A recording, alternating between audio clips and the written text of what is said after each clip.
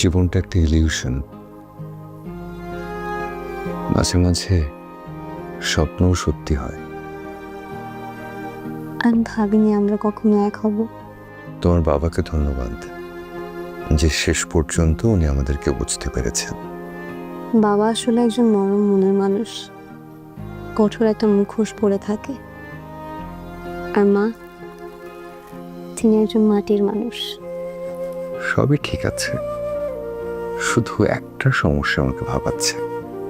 আবার কি সমস্যা? তোমরা আমাকে ঘর জামাই বানানোর পায়তারা করছো।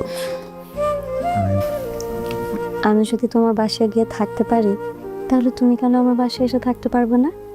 ওই যে মেল শভিনিজম হাতে লাগে। তাহলে কি করতে চাও? একটা চাকরি নেব, একটা বাসা নেব, একসঙ্গে থাকবো।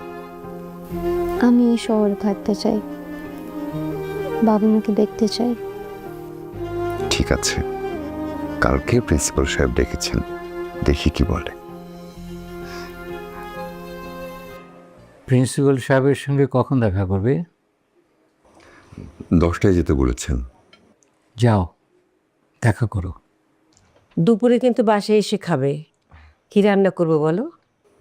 আমি খুব সাধারণ মানুষ মা, আমি সব খাই। আর কলেজ থেকে একটা বাসা দেখতে যাব। কেন, তোমরা তো এখানেই থাকতে পারো।